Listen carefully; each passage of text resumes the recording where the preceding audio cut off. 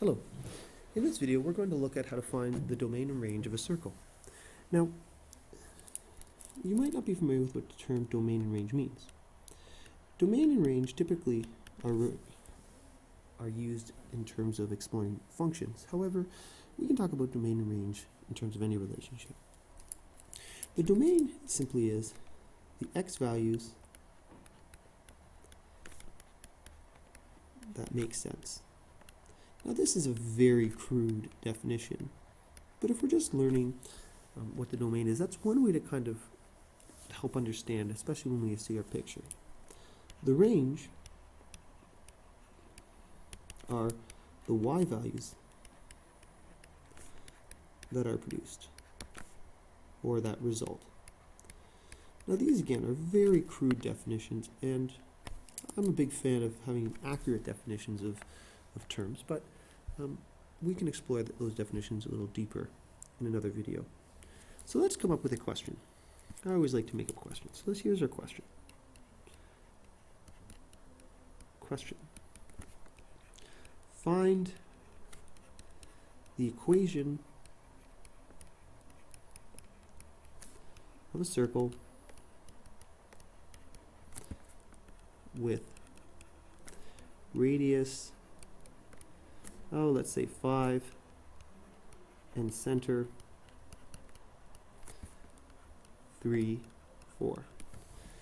Now, if you're on the ball, you might notice I picked a radius of 5 and I picked the point 3, 4, and you might start thinking about 3, 4, 5 triangles, which is a nice thing to start imagining. Okay, so if we want to come up with the equation of this, we can do this very, very quickly. We can say 5 squared, or actually let's write out the general equation first. The equation is r squared equals, let's change colors. Okay, so r squared is equal to x minus a squared plus y minus b squared. Okay, so r squared, in this case r is 5, so we're going to write that as 5 squared, and then we're going to have x minus 3 because that's the center x value, plus y minus 4 because that's the center y value. Perfect. And now technically we're done. But one thing that I like students to get in the habit of right away when they start writing the equations of circles is giving the domain afterwards. So we're going to put a comma here. We're going to write the domain after it. Now, remember, the domain right now we can think of it as x values that make sense. So for example, let's just come over here and do a little sample question, shall we? Let's make a different question. Find y if x is equal to, let's say 9. So on the surface it seems like a pretty easy question. So we say 5 squared is equal to 9 minus 3 squared plus y minus 4 squared. So 5 squared is equal to 6 squared plus y minus 4 squared. So we're going to, 5 squared is 25 minus 36. So 25 minus 36 is going to give me negative 11 is equal to y minus 4 squared. And then I'm going to be sure, when I take the square root, to put the plus and minus here. And now I pause and I say, uh-oh, something's funny here. This is actually telling me something very, very, very important. It's telling me that the value of x equals 9 doesn't make sense when I put it into this relationship. And we'll see why in a second when we draw the graph. One little vocabulary point I really want to highlight here. Often students will say this. Students will say they'll say there is negative values has, and they'll say no roots, and they're done. Well, this isn't, though many people will say it this way, it's not entirely true. Negative values do have roots, however, they don't have any real roots, and I really want you to make sure you include this word real, because that actually is an important word for some interesting mathematics you explore later on. So remember, it's not that you can't take the square root of a negative number. You can. It's that a negative number has no real roots, so we just can't take the square root of a negative number right now. But what it tells us is that 9 doesn't make sense for this graph. Now let's draw a picture and let's figure out why that is. So we're going to draw a little picture here. I'm going to scroll down just a little bit here. So let's do it right. So there's my XY plane, 3, 4. So when I sketch a circle, what I like to do is I like to give the cardinal points. So if I start here at the center, I'm going to go up 5. This is going to become 3, 9. Then I'm going to go across 5. So this is going to become 8, 4. And then I'm going to go down 5.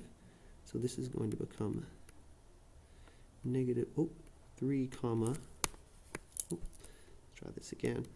3, negative 1, and this is going to go left 5. So this is going to become negative 2, 4. And then I'm going to connect these and make a rough circle. Now this is not a very good picture. I totally recognize that.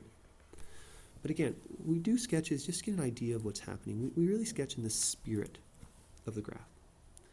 So what I can do right away is I can look at this now and see that the circle is only drawn from negative 2 to 8 in the x. So negative 2 is the leftmost point that I can put into this relationship and get a value. 8 is the rightmost point I can put into this relationship and get a value.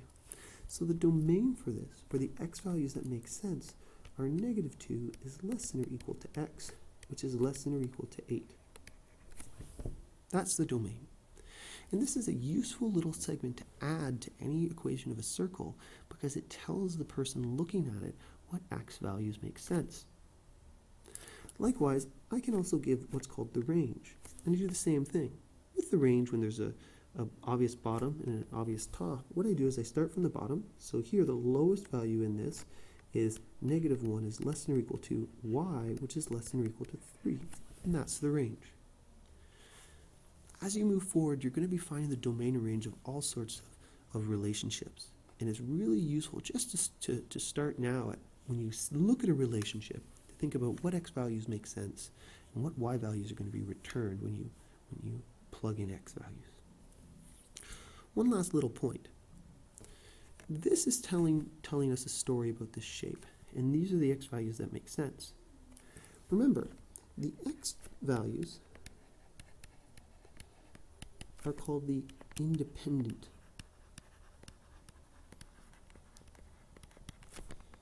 variables. The x values are the independent variable. So here's the thing. Though the domain is clear here from negative 2 to is less than or equal to x, which is less than or equal to 8, someone could do this. If someone wanted only, say, let's say someone was drawing this and they only wanted me to draw, let's say, this part of the circle here. So I only want that part of the circle. So if I only want that part of the circle, what I can do is I can actually write the equation of the circle again. So 5 squared equals x minus 3 squared plus y minus 4 squared, because it's the exact same equation. However, what I'm going to do is I'm going to look at what x's make sense. So I can see my leftmost x here is 3. So I'm going to say 3 is less than or equal to x, and my rightmost x here is 8, which is less than or equal to 8. So what I've done is I've given the same relationship, but by changing the domain, I've told the person I'm interested in a different part of the graph. I hope that video helped.